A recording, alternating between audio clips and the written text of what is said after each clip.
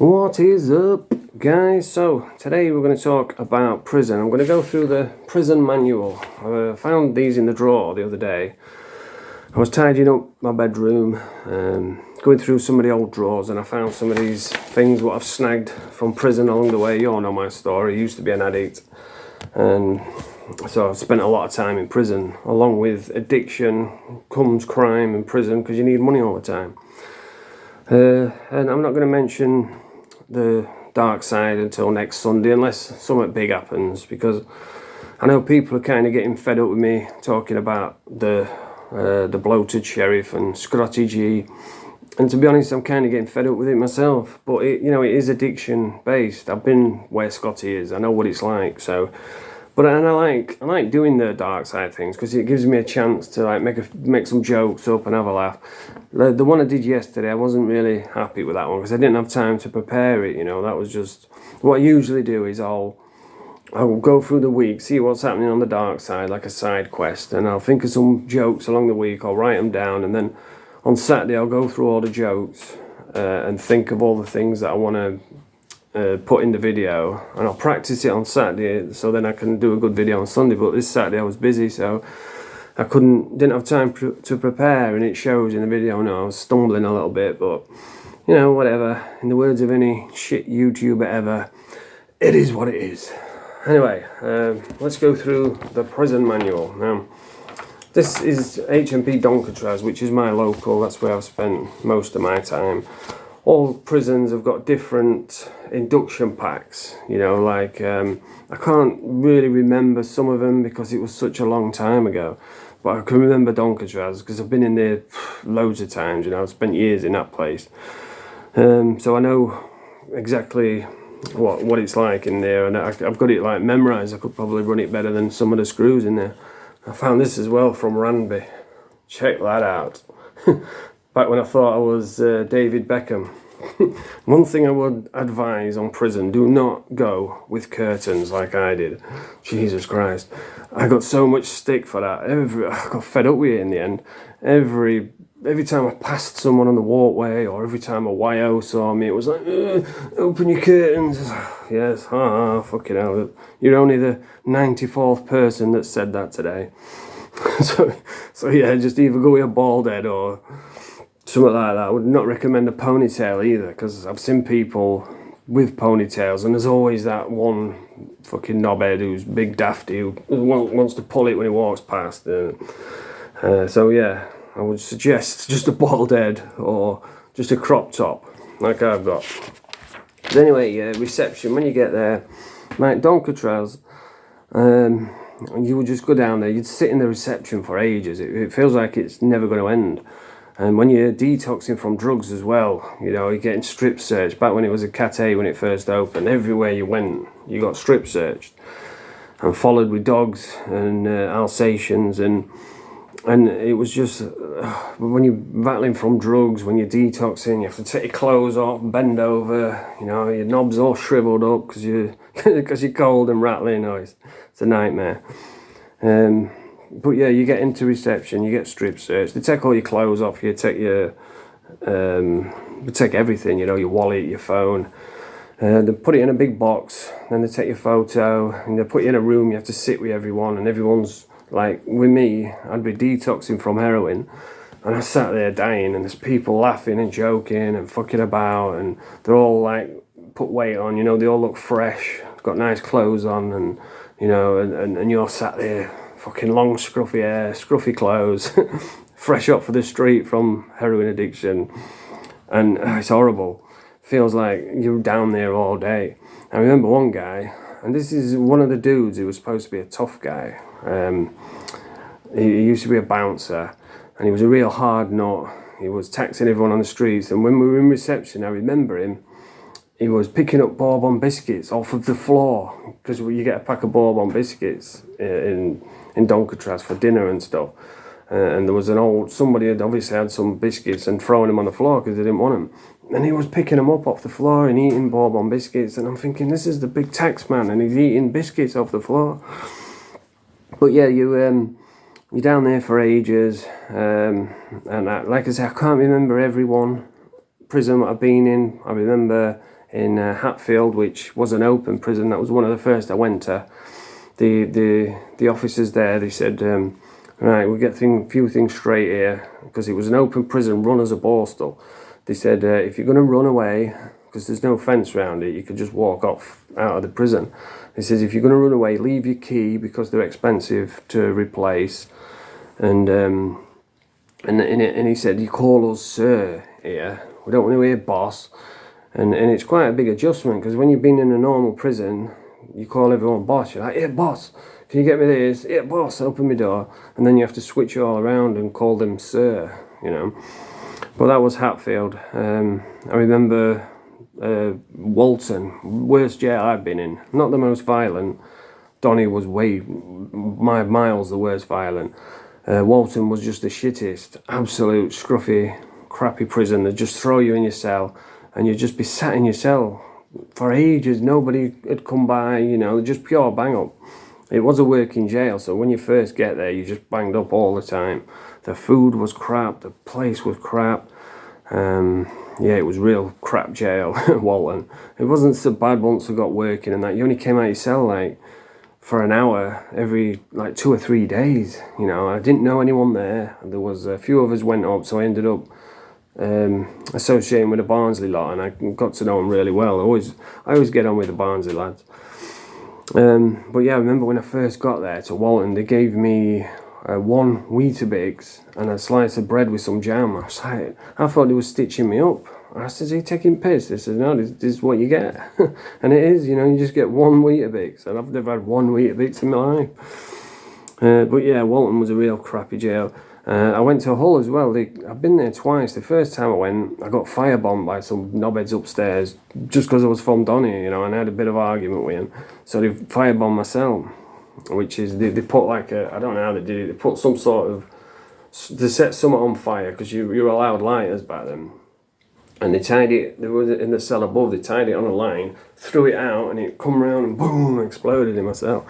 When I was laid on my bed, I was off my head on Valium, because I smuggled a load of Valium in. And I was just like, I just didn't even care. But yeah, that was the first time I went to Hull. Then the second time I went, I got kicked out of Ranby. And I think they were trying to stitch me up. They kicked me out for some sort of instigating, because I was on basic, and there was this one woman screw there. She used to do me head in. She was always like on me all the time, picking me out. And I used to get a stick, like if she was walking by, oh, you're fucking slack. Then I died.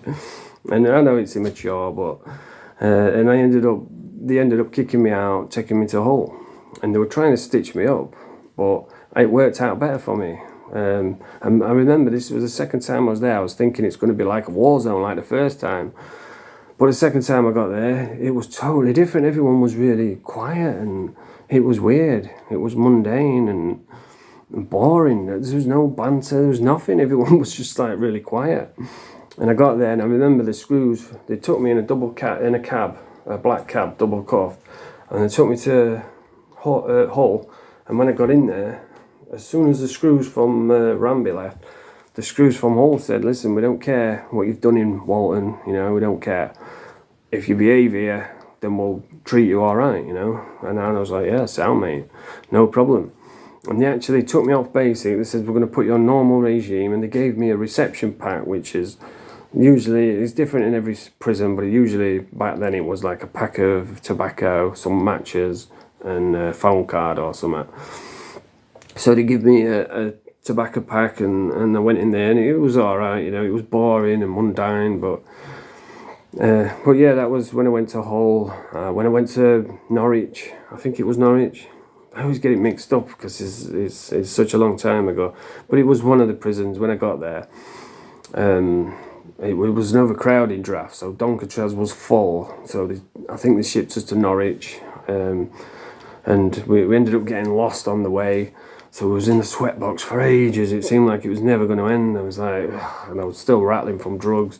And when we got there, this is one thing that's mad about prison, is the people that you see. You know, you think like, what's he doing in here? You know, I know I'm a fucking junkie. I'm supposed to be here, but what are you doing here?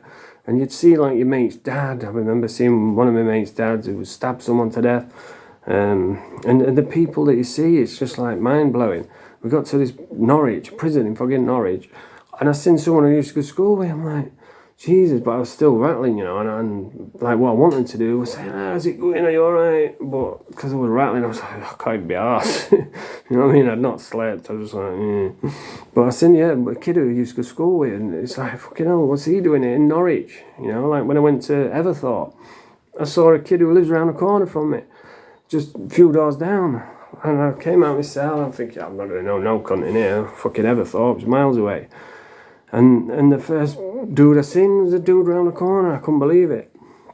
But that's what it's like in prison, you meet people who you'd never in a million years, like old school teachers or, things like that. It's crazy.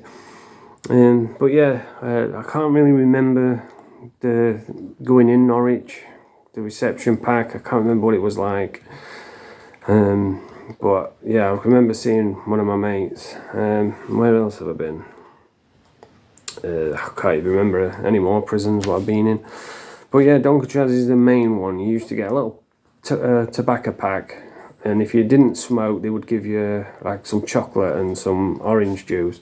And it started off, you used to get Golden Virginia, a little pack of Golden Virginia and some matches. And what you used to have to do is, because you only get like, I don't know, like 30 matches, and so what you used to do is get a razor blade from your pack and cut the matches in half, so you could get 2 lights for from one match. And that's the sort of things what you do in prison. But yeah, you used to get a Golden Virginia and a box of matches, and then it changed to like drum tobacco, which was pipe tobacco, and you're not supposed to smoke it in roll-ups. And you'd light it and it kept going out. It was really crap stuff. And then they changed it again, and it was really nasty stuff. But when you first get there, when you're rattling from drugs, a smoke is a welcome thing, because I used to smoke. I don't anymore. I stopped ages ago. And it was easy for me to stop smoking as well. I know there's people really struggle with it. They can't, it kills them, and they still can't stop. They tell them, look, you're going to die if you don't stop, and they can't stop. Whereas me, I stopped. I just got fed up of going outside. I can't be arsed. So I just stopped. But yeah, they used to give you a tobacco pack, and like I say, if you didn't smoke, they'd give you like a pack of biscuits, a pack of opal fruits, and a tub of orange or something. They would always give you a letter as well. And another thing, what I could never get my head around is when you get there, you get your bed in, and you get a little pack which has got a bog roll in it, toothbrush, a razor blade, and like a shaving foam stick, which is a load of shit, and a little roll-on deodorant. They weren't that bad, to be honest, the roll-on deodorant. And I remember once you used to get tooth powder for your toothpaste. Oh man, it's like powdered toothpaste, and you had to dip it in water, and it was horrible.